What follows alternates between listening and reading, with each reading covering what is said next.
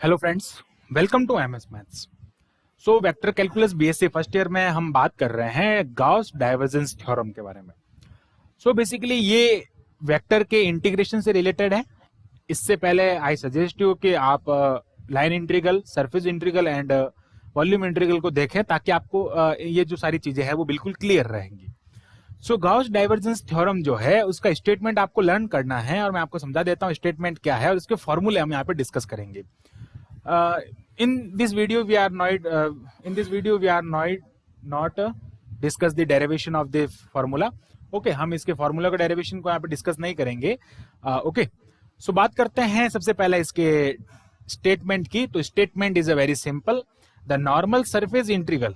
Okay, the normal surface integral, हम यहाँ पे क्या करेंगे, सरफेस इंटीग्रल करेंगे। इसलिए मैंने आपको कहा कि आप सरफेस इंटीग्रल, लाइन इंटीग्रल और वॉल्यूम इंटीग्रल को पहले देखें, समझें, ताकि आपको ये जो इसमें कुछ टेक्निकल्स वर्ड यूज करेंगे हम उसके बारे में बिल्कुल क्लियर रहेगा आपको। Okay, the normal surface integral of a vector point function of a vector function F, okay, over the boundary of a closed region, हम एक क्लोज्ड रीजन की बाउंड्री पे वो वैल्यू फाइंड कर रहे हैं, is equal to the volume integral. जो हमारा सरफेस इंटीग्रल है वो वॉल्यूम इंटीग्रल के बराबर होता है। ओके, ये चीज इंपॉर्टेंट है यहाँ पे, is equal to the volume integral of divergence F taken throughout the region. जो रीजन है उसमें सरफेस इंटीग्रल को ये किस में कन्वर्ट करता है, वॉल्यूम इंटीग्रल में। इट मींस डबल इंटीग्रेशन को ये ट्रिपल इंटीग्रेशन में कन्वर्ट करता है। It is the one of the most important method कह सकते हैं, गॉसेस डाइवर्जेंस थ्योरम कह सकते हैं। एफ का जो डाइवर्जेंस होता है उसमें इसको कन्वर्ट कर देता है। ओके, तो कैसे करता है, एक किसी फंक्शन का सरफेस इंटीग्रल को ये उसका जो नॉर्मल सरफेस इंटीग्रल है उस नॉर्मल सरफेस इंटीग्रल को ये क्या करता है कि एफ का जो डाइवर्जेंस है उसमें उसके ट्रिपल इंटीग्रेशन में बोले तो उसके जो वॉल्यूम है उसमें उसके ये कन्वर्ट करता है। तो देखें इसके फॉर्मूला क्या हो जाएगा। तो फॉर्मूला बेसिकली इसका ये हो जाएगा, आप देखें यहाँ पे सरफेस इंटीग्रल का मीनिंग होता है डबल इंटीग्रेशन। ओके, ये हो जाएगा F dot N cap D S. N cap के बारे में आगे हम बात करेंगे, हमने एक लाइन लिख रखी है नीचे। ये कन्वर्ट करता है divergence of F. Okay, divergence of F DV में।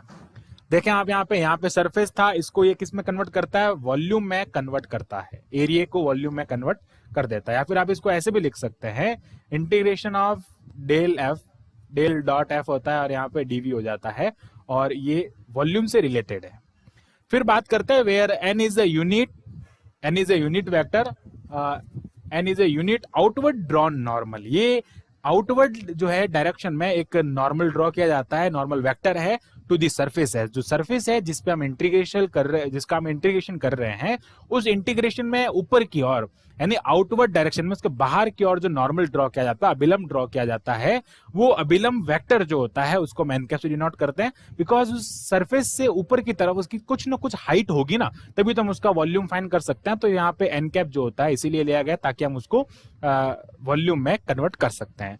एक और तरीके से भी हम इसको समझ सकते हैं कि if F is a continuous differentiable vector, okay, if F is a continuous differentiable vector point function is a in a, sorry यहाँ पे जो गलत है ये थोड़ा रॉन्ग हो गया, point function in a region enclosed by the closed surface S. ये किससे, एक सरफेस से क्लोज्ड है और इसको हम ऐसे भी डिनोट कर सकते हैं कि ये एस हो जाएगा इंटीग्रेशन ऑफ एस, ये हो जाएगा F dot N cap D S is equal to divergence of F DV. एक ही बात है, वो जो हमने पहले लिखा है वो उसकी लैंग्वेज में और इसकी लैंग्वेज में थोड़ा डिफरेंस है कि F is a continuous differentiable vector point function in a region enclosed by the closed surface. ये किसी क्लोज्ड सरफेस से एनक्लोज्ड है, क्लोज्ड सरफेस से एनक्लोज्ड है। ओके, इसलिए इट मींस क्लोज्ड सरफेस जो है वो एरिया को रिप्रेजेंट कर रहा है, एनक्लोज्ड सरफेस जो है, एनक्लोज्ड रीजन जो है वो वॉल्यूम को रिप्रेजेंट कर रहा है। फिर हम इसका एक हम कह सकते हैं कार्टेशियन, अगर मैं एक्सप्रेशन की बात करता हूं इन कार्टेशियन फॉर्म, तो इसका कार्टेशियन फॉर्म मैं यहाँ पे लिख लेता हूं, that is double integration of, ये हो जाएगा, ये डबल इंटीग्रेशन इसके सरफेस को डिनोट कर रहा है और ये हो जाएगा एफ एन कैप, या फिर हम इसको एफ की फॉर्म में लिख देते हैं पूरा, तो f1 dy dz plus f2 dz dx plus f3 dx dy, ये बेसिकली सरफेस इंटीग्रल है। ओके, ये सरफेस इंटीग्रल की डेफिनेशन से आता है, is equal to triple integration. Okay, is equal to triple integration of डो f1 अपॉन डो x plus डो f2 अपॉन डो y प्लस डो f3 अपॉन डो z is equal to dx dy and dz। अब ये डो f1 डो f2 ये कहां से है, थोड़ा मैं आपको आइडिया दे देता हूं। देखो डेल्टा डॉट f है। ओके, f जो है वो क्या है, f1 i cap, f2 j cap and f3 k cap. Similarly अगर मैं इसके लिए बात करता हूं तो ये क्या होता है, i कैप डो अपॉन डो x, j कैप डो अपॉन डो y, k कैप डो अपॉन डो z। तो इन दोनों का अगर आप डॉट प्रोडक्ट कराते हैं तो आपको ये कंडीशन मिलेगी। ओके, आई जो है i डॉट i 1 होता है, j dot j also 1 and k dot k also 1।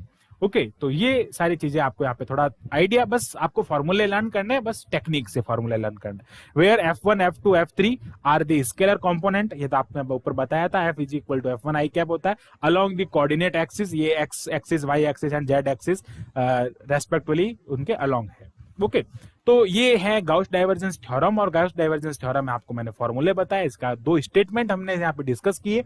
So I hope आपको जो टॉपिक है वो क्लियर हुआ होगा। So thanks for watching this video, keep watching MS maths and subscribe the channel MS maths.